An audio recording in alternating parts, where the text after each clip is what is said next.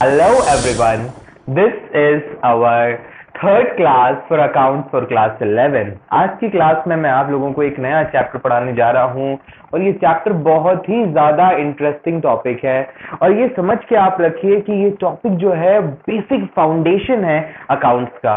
ये इस क्लास में मैं आपके साथ बेसिक अकाउंटिंग टर्म्स डिस्कस करने जा रहा हूं। बेसिक अकाउंटिंग टर्म्स, ये वो टर्म्स है जो आप अपनी अकाउंट्स के लाइफ टाइम में हमेशा आप देखते आओगे कि ये चीजें आपके पास दिन ब दिन आते जा रही हैं। ये वर्ड, ये टर्म्स कंटिन्यूअसली आपके पास आएंगे, तो ये टर्म्स के मीनिंग जानना आपको बहुत जरूरी है। देखिए, एक चीज रियल लाइफ में उसकी मीनिंग कुछ और होती है, अकाउंटिंग में उसकी मीनिंग हो सकता है कुछ और हो, तो उस मीनिंग को अकाउंटिंग टर्म में उसे क्या कहते हैं उन्हें सीखना बहुत जरूरी है। तो हमारे पास कुल 33 to 35 ऐसे टर्म्स हैं जिसे हम डिस्कस करेंगे। 34 टर्म्स है जिसे हम डिस्कस करेंगे आज की क्लास में। तो आइए स्टार्ट करते हैं हमारी आज की class from our very first term, that is business transaction. Business transaction किसे कहते हैं? बिजनेस ट्रांजैक्शन का मतलब है वो ट्रांजैक्शन जो बिजनेस के एक्टिविटीज को, बिजनेस के फाइनेंशियल पोजीशन को चेंज कर दे, यानी कि वो लेन देन, वो प्रक्रिया या वो चीज जिसके वजह से एसेट का वैल्यू बढ़े, एसेट का वैल्यू घटे, लाइबिलिटीज बढ़े, लाइबिलिटी घटे, या ओनर का अपना पैसा बढ़ घट जाए, यानी कि फाइनेंशियल पोजीशन में, बिजनेस के फाइनेंशियल पोजीशन में, उसकी फाइनेंशियल पोजीशन का मतलब होता है उसके पैसे में अगर बढ़ोतरी या कम चीज हो रही है, कम हो रहा है या बढ़ रहा है, या कुछ भी ऐसा आइटम जो उसके किसी भी ट्रांजैक्शन से उसके बिजनेस को इफेक्ट कर रहा है, तो उस ट्रांजैक्शन को हम लोग बिजनेस ट्रांजैक्शन कहते हैं।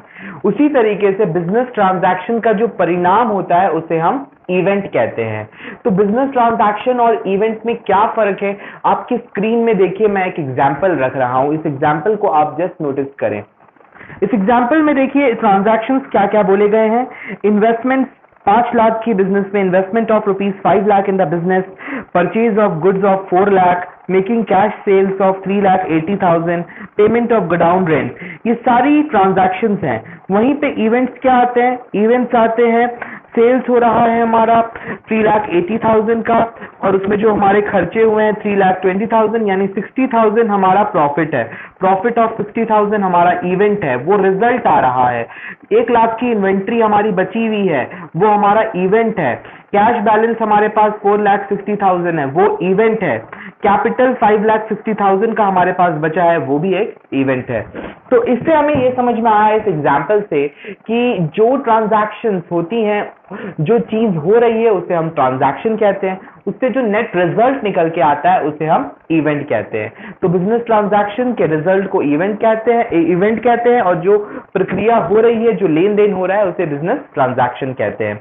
होपफुली ये दो चीजें आपको समझ में आई होंगी। पहला मैंने आपके साथ डिस्कस कर लिया बिजनेस ट्रांजैक्शन और दूसरा मैंने आपके साथ डिस्कस कर लिया है इवेंट।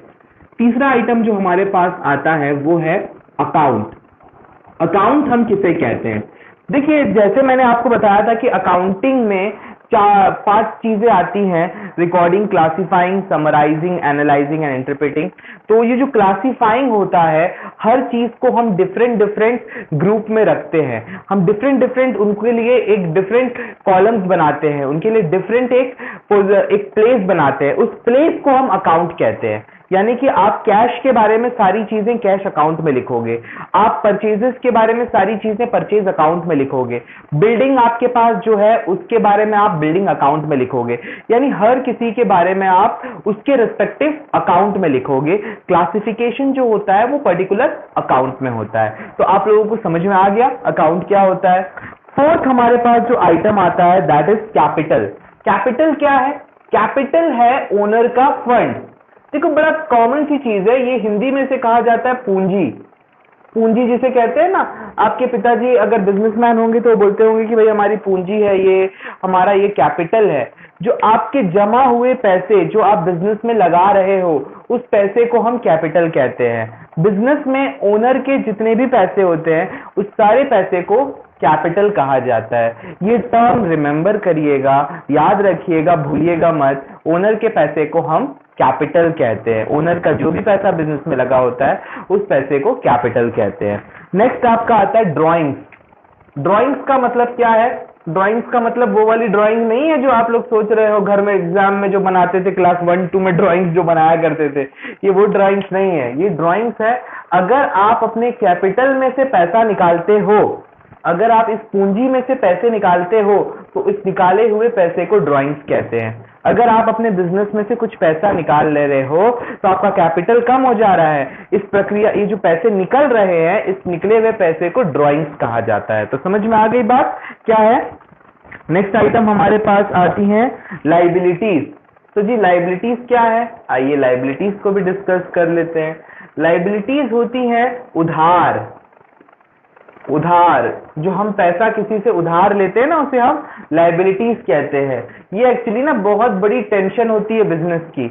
बिजनेस चलाने के लिए बोलते हैं उधार में पैसा लेना जरूरी है, कारोबार करने के लिए उधार लेना बहुत जरूरी पड़ता है, कर्ज लेना बहुत जरूरी पड़ता है। इस कर्ज को हम लाइबिलिटी कहते हैं। ये पराया पैसा होता है, ये अपना पैसा नहीं होता है, किसी और का पैसा होता है आपके बिजनेस में लगा हुआ। लाइबिलिटी दो तरह की होती है? ये भी दो तरह की होती है जी। ये लाइबिलिटी एक होती है इंटरनल, है इंटरनल, और दूसरी होती है एक्सटर्नल। इंटरनल बोले तो अपनी लाइबिलिटी, अपने लोगों की लाइबिलिटी। एक्सटर्नल बोले तो पराये लोगों की लाइबिलिटी। सर आपने थोड़ी देर पहले बोला लाइबिलिटी तो अपनी होती है, पराई होती है, परायों का पैसा होता है, तो इंटरनल कहां से हो गया? इंटरनल भी होता है जो ओनर का जो पैसा उधार दिया हुआ है। ओनर अगर एज अ लोन पैसा दिया है बिजनेस में, देखिए बात सुनिए, आप सोच रहे हो बिजनेस को सोल प्रोप्राइटर, लेकिन और भी बहुत तरह के बिजनेस होते हैं, जैसे पार्टनरशिप होती है, जॉइंट वेंचर होता है, उसके अलावा कंपनीज होती हैं। इन तरह के बिजनेस में पार्टनर कभी कभी पूंजी नहीं लोन देते हैं, बोलते हैं भाई ये पैसा आप रखिए, आप मुझे लौटा दीजिएगा। इनफैक्ट कैपिटल भी जो है वो एक तरह की लायबिलिटी है। कैपिटल एक लायबिलिटी है क्योंकि बिजनेस और बिजनेसमैन अकाउंट्स की भाषा में दो अलग लोग हैं। बिजनेसमैन को कमा के देता है, तो इस वजह से कैपिटल जो है वो ओनर की इंटरनल लायबिलिटी है। और वैसे ही अगर हम बाहर से पैसा लेते हैं, किसी थर्ड पार्टी से हम पैसा लेते हैं, उधार में सामान खरीदते हैं, तो उसे हम एक्सटर्नल लायबिलिटीज कहते हैं। नेक्स्ट हमारे पास देखिए लायबिलिटी की क्लासिफिकेशन, एक तो मैंने इंटरनल और एक्सटर्नल बेसिस पे कर दी, एक और इसकी क्लासिफिकेशन होती है कि आपका नॉन करंट लायबिलिटी और करंट लायबिलिटीज। तो ये एक टाइप की क्लासिफिकेशन है, आपने किससे लिया, मतलब on the basis of the creditor, या जो लायबिलिटी आपने किससे ली है उसके ऊपर डिपेंडेंट दो व्यक्ति हो सकते हैं, इंटरनल या एक्सटर्नल। और एक टाइम बेसिस पे भी क्लासिफिकेशन होता है। टाइम बेसिस पे जो क्लासिफिकेशन होता है उसमें नॉन करंट लायबिलिटी होती है एक, और एक होती है करंट लायबिलिटी। एक बच्चे से मैंने पूछा कि बताओ भाई करंट लायबिलिटी और नॉन करंट लायबिलिटी क्या होती है। उसने कहा कि सर जिस लायबिलिटी को लेने के बाद करंट लगे वो करंट लायबिलिटी, जिसको लेने के बाद करंट ना लगे वो नॉन करंट लायबिलिटी। तो ऐसा नहीं है। करंट लायबिलिटी का मतलब होता है जिस लायबिलिटी को आपको जल्द से जल्द निपटाना है। सिंपल लैंग्वेज में बोलूं, अगर आपको किसी पैसे को 1 साल के अंदर देना है, आपको 1 साल के अंदर इस पैसे को चुकाना है, तो उसे हम करंट लायबिलिटी कहते हैं। जैसे बिजनेस में हम लोग उधार में सामान लेते हैं ना, उसे 1 साल के अंदर पेमेंट करना पड़ता है, एक टाइम पीरियड दे दिया जाता है 45 डेज 30 डेज। तो ये जो होती है करंट लायबिलिटीज होती हैं। उसके अलावा जो बैंक से उधार लिया जाता है जो सालों साल चलता है, उस लोन को ये हमेशा 1 साल से ज्यादा होता है। 1 साल मैं एक आपको समझाने के लिए बोल रहा हूँ, इसकी परिभाषा और बड़ी है जो आप क्लास 12 में सीखोगे। अभी समझने के लिए अगर आप 1 साल के अंदर इसे पे कर देते हो तो करंट लायबिलिटी, 1 साल के बाद अगर आप पे करना है तो नॉन करंट लायबिलिटी। समझ में आ गई बात? तो आगे बढ़े अब हम लोग। नेक्स्ट जो हमारा आइटम आ रहा है वो है एसेट्स। थोड़ी देर पहले मैंने आपको एसेट्स के बारे में बताया था कि एसेट्स के वर्ड, एसेट टर्म मैंने यूज किया था, और ये टर्म जो है ना लायबिलिटी, एसेट, कैपिटल, ये काफी ज्यादा यूज होने वाले टर्म है। एसेट्स का मतलब होता है आपका वो सामान जिसपे आपका हक हो, हर वो चीज जिस पे आपका हक हो उसे हम एसेट कहते हैं। यानी कि आपका बैग, आपकी साइकिल, आपका घर, जो जिसके आप मालिक हो, जो चीज आपकी अपनी है उसे हम एसेट्स कहते हैं। मैं आपके कपड़े, आपका घर, आपकी साइकिल, किताबें, आपका जो कुछ भी है उसे हम एसेट्स कहते हैं। एसेट दो तरह के होते हैं। एक होता है आपका नॉन करंट एसेट है, इसमें भी नॉन करंट और करंट, मतलब सर ये भी वही चीज है क्या? करंट लगा तो करंट एसेट, नहीं लगा तो नॉन करंट एसेट? ना जी ना, ये इसमें भी वही चक्कर है। अगर आप एक साल के अंदर का एसेट आपके पास, एक साल के अंदर ही आपके पास से चला जाए तो उसे करंट एसेट कहते हैं, और अगर आपका एसेट एक साल से ज्यादा आपके पास रहे तो उसे नॉन करंट एसेट कहते हैं। जैसे आप एक चॉकलेट खरीद के लेके आए हो, वो चॉकलेट आपके पास है, हो सकता है 1-2 दिन के अंदर वो चॉकलेट आपके पास नहीं रहे, या 5 मिनट के अंदर ही खत्म हो जाए। वो अगर जब तक आपके पास है वो आपकी करंट एसेट है। और वहीं आपकी जो साइकिल है वो आपके पास 1 साल से ज्यादा रहने वाली है, तो वो नॉन करंट एसेट है। बिजनेस के लिए क्या होता है करंट और नॉन करंट? अगर बिजनेसमैन को किसी से पैसा मिलना है, जो कारोबारी है, उससे जो पैसा मिल रहा है वो करंट एसेट है। लेकिन अगर उसके पास कोई बिल्डिंग, फर्नीचर वगैरह है तो वो उसका नॉन करंट एसेट है। वहीं पे जो गुड्स वगैरह वो खरीदता है ना बेचने के लिए, वो 1 साल से ज्यादा रखने का नियत तो नहीं रखता है, वो रह जाता है तो अलग बात है, मगर उसके पास जो गुड्स रहती है वो सोचता है कि जल्द से जल्द उसे बेचे, उसे हम करंट एसेट कहते हैं। तो जो एसेट जल्दी रियलाइज हो जाए उसे करंट एसेट, जो देर में रियलाइज हो उसे नॉन करंट एसेट। दायरा कितना है? वही 1 साल। 1 साल से पहले अगर रियलाइज हो जाए तो करंट एसेट, 1 साल के बाद रियलाइज हो तो नॉन करंट एसेट। होपफुली समझ में आ गया है। नेक्स्ट हमारे पास क्लासिफिकेशन में नॉन करंट का ही और एक क्लासिफिकेशन है। नॉन करंट दो तरह के होते हैं, नॉन करंट भी इटसेल्फ दो तरह के होते हैं। पहला प्रकार इसका होता है टेंजिबल और दूसरा होता है इनटेंजिबल। टेंजिबल उसे हम कहते हैं जो हम देख सकते हैं, छू सकते हैं, महसूस कर सकते हैं। ये जो मेरा बोर्ड है ना, मैं इसे छू सकता हूँ, ये मेरा टेंजिबल एसेट है। आपको मैं बोलूंगा कि मेरे पास एक बिल्डिंग है, मैं उसे आपको दिखा सकता हूँ, ये टेंजिबल एसेट है। लेकिन मेरे पास जो गुडविल है, जो मेरा नाम कमाया हुआ है, वो क्या मैं आपको दिखा सकता हूँ? बाटा कंपनी का नाम आपने सुना होगा। बाटा के जो जूते होते हैं लोग बड़ा प्रेफर करते हैं उस जूते को खरीदना। बताइए जी क्यों प्रेफर करते हैं? क्योंकि बाटा ने काफी सालों से अपना नाम कमाया है। तो ये जो कमाया हुआ नाम है ना बाटा का, जो बाकी दुकानदारों से उसे ज्यादा कमाने का मौका देता है, इस चीज को हम कहते हैं गुडविल।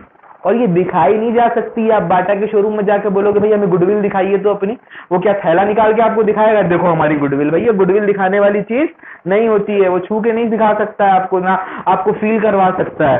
तो इस तरह के एसेट को हम इंटेंजिबल बोलते हैं। इसमें और भी चीजें आती हैं, गुडविल, पेटेंट, कॉपीराइट, ये सारी जो चीजें होती है ना, ये इंटेंजिबल होती हैं। ये दो तरह के आपके हो गए नॉन करेंट एसेट। एक तरह का एसेट और होता है नॉन करंट और करंट के अलावा, इसे हम कहते हैं फिक्टिशियस एसेट। फिक्टिशियस एसेट ये क्या होते हैं? फिक्टिशियस एसेट, ये फिक्टिशियस एसेट देखिए फिक्टिशियस ही होते हैं। फिक्टिशियस का मतलब होता है जो चीज हकीकत में है नहीं, इमेजिनरी चीज है। ये ऐसे एसेट होते हैं जो है तो एसेट, लेकिन अगर आप इसे बेचोगे तो आपको पैसे नहीं मिलेंगे, और ना ही ये एसेट आपको कभी आप मतलब इसे बेच पाओगे।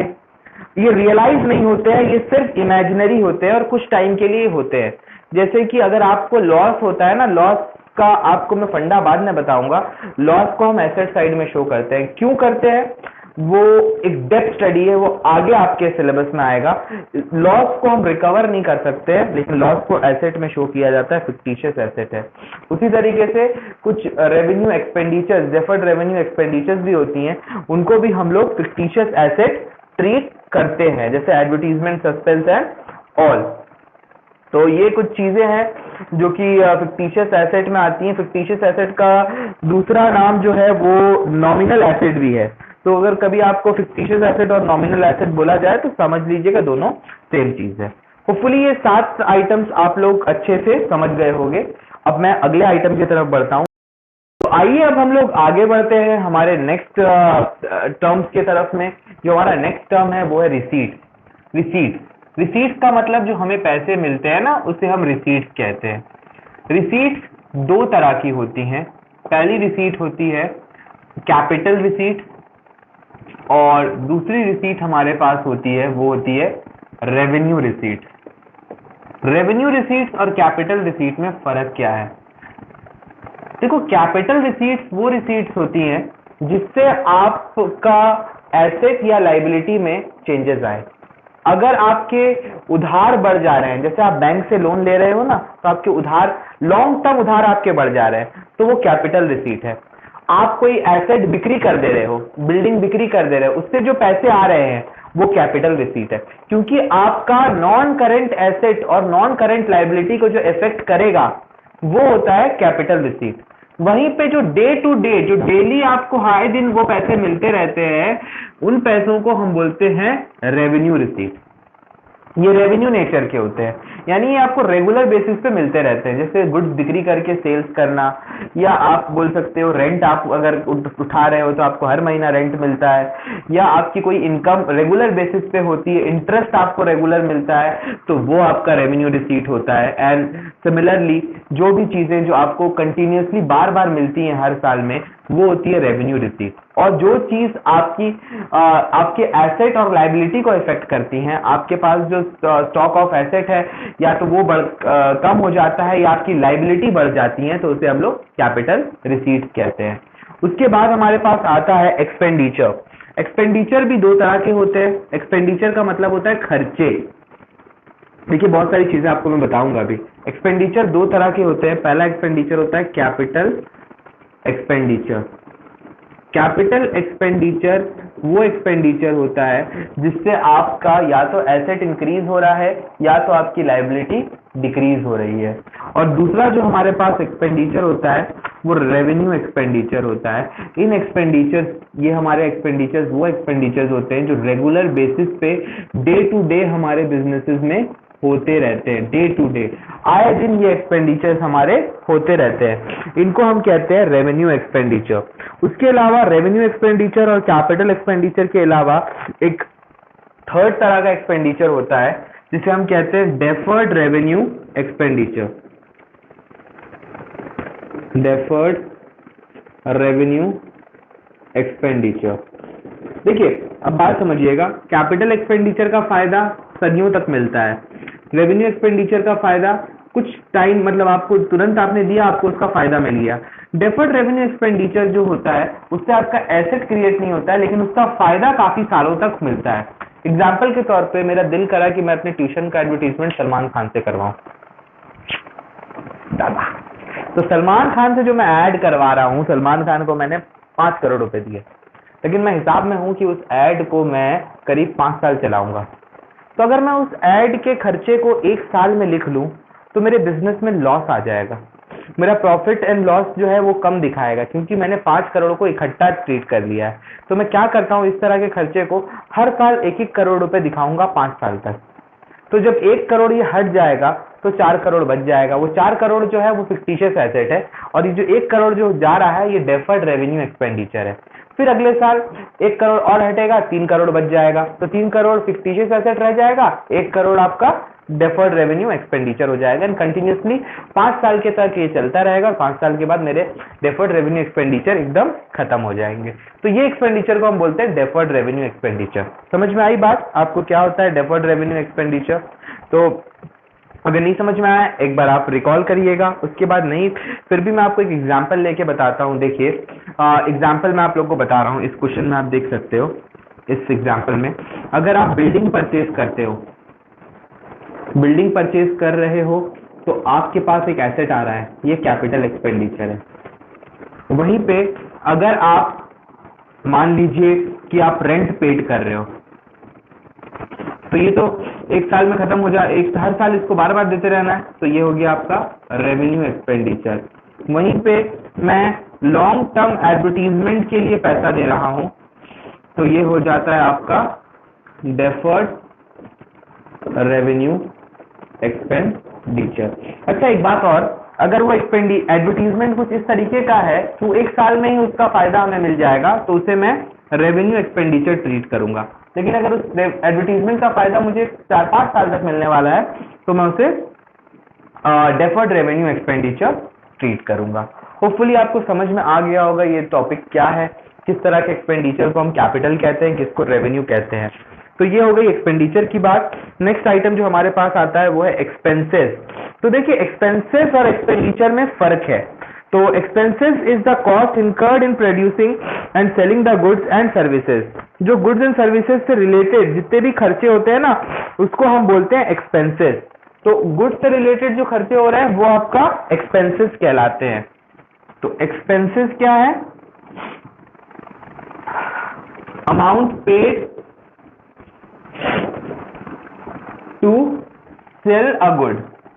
अगर आप एक गुड को बेचने के लिए जो भी इसमें खर्चे कर रहे हो उसे हम कहते हैं एक्सपेंसेस। इसमें आपका कॉस्ट ऑफ गुड सोल्ड आता है, उसके अलावा आपका amount paid for rent, commission, salary आता है और decline in the value of asset आएंगे। ये सारी चीजें आपकी एक्सपेंसेस ट्रीट करी जाती हैं। तो आपको समझ में आ गया होगा कि एक्सपेंडिचर और एक्सपेंस में फर्क क्या होता है। और तो आप देख सकते हो कि मैंने आपके साथ एक्सपेंसेस को बताया कि एक्सपेंसेस क्या होती है जिसका फायदा हमें साल भर में मिल जाता है। ऑल्टरनेटिवली अगर मैं बोलूं तो ये जो रेवेन्यू एक्सपेंडिचर जिसे हम एक्सपेंडिचर टर्म में कहते हैं उसे हम कॉमन टर्म में एक्सपेंसेस भी वर्ड यूज करते हैं। देखो अकाउंट्स में ना एक्सपेंडिचर टर्म यूज बेसिकली होता है कैपिटल एक्सपेंडिचर के लिए। रेवेन्यू एक्सपेंडिचर के लिए हम वर्ड यूज करते हैं एक्सपेंसेस। समझ में आई आपको बात? तो एक्सपेंसेस कुछ नहीं है बल्कि ये रेवेन्यू एक्सपेंडिचर है जिनका फायदा हमें साल भर के अंदर मिल जाता है। इसमें सारे वो खर्चे आते हैं ना जो गुड्स परचेज आप कर रहे हो, फिर उसके बाद रेंट पे कर रहे हो, सैलरीज पेड कर रहे हो और आपको डिस्काउंट देना पड़ रहा है, डिप्रिसिएशन हो रहा है, ये सारी चीजें आपकी एक्सपेंसेस में आती हैं। होपफुली आज की क्लास आपको समझ में आई होगी। ये बेसिक कंसेप्ट का पार्ट 1 था। पार्ट 2 भी मैं जल्दी अपलोड करूंगा और इन पार्ट्स में कुछ क्वेश्चंस मैं आप लोग को देता हूं। उन क्वेश्चंस को आप ट्राई करें, उन एग्जांपल्स को आप देखें, देख के आप समझें।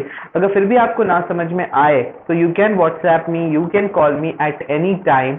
आप आराम से मुझे कॉल कर सकते हो, मैं आपको आपके डाउट की क्वेरीज क्लियर कर दूंगा। Thank you very much for today.